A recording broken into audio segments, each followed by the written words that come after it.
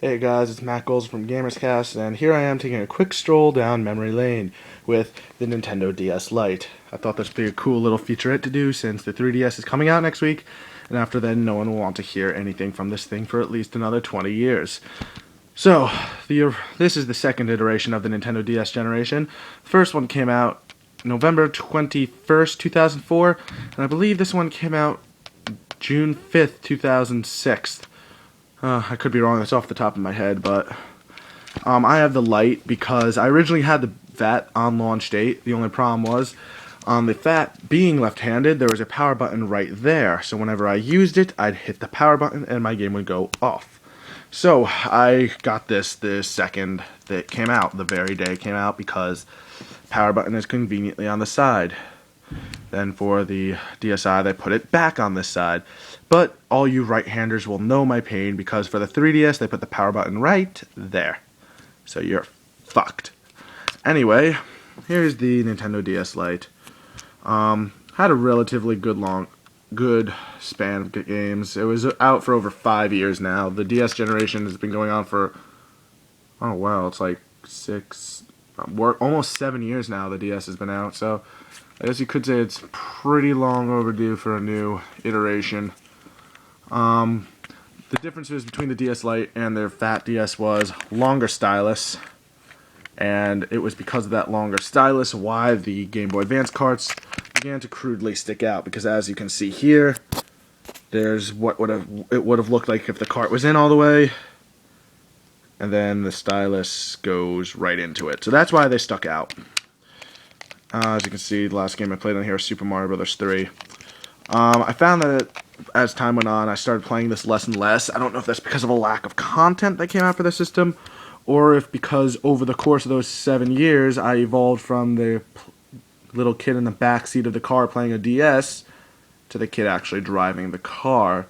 So that might have had something to do with it. So I don't know if I'm suggesting portables are more for the younger kids. I don't, obviously not, because I'm getting a 3DS. So we'll see if I actually use that thing. Anyways, yep. Let's turn it on. Take a even further trip into the past 6-7 years. Oops. Sorry about that. My DS Lite was set to autoplay, so let me throw Super Mario 3 out. And oh wow, dude, it made a weird ding noise. Anyways, Nintendo, actually let me see the backlight settings.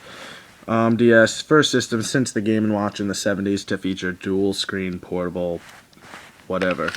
So, as you can see, it had 4 backlight settings. 1, 2, 3, 4. I'm going to switch it to, that one seems most tolerable for the camera, so we'll switch it to that. And if you remember my what the fuck is wrong with Nintendo video, you'll remember the infamous popping screen.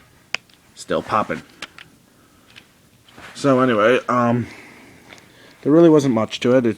There's a DS cart slot, GBA cart slot, backlight, settings, and convenient alarm clock, which I used to use when I was in middle school.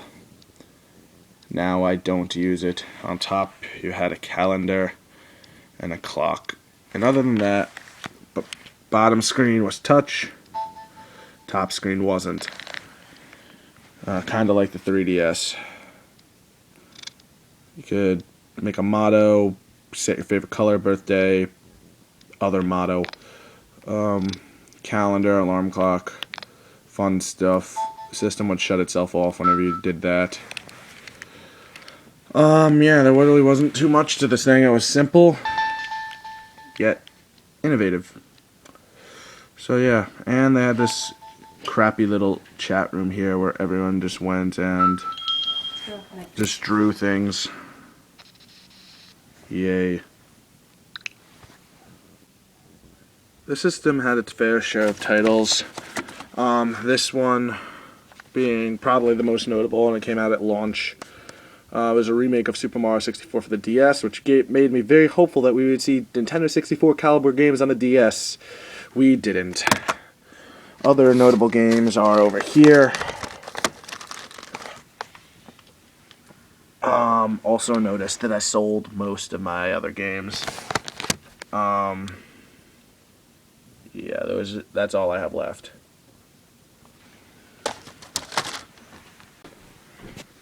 And that was my positively shitty trip down memory lane. Hope you enjoyed it. I guess. Bye.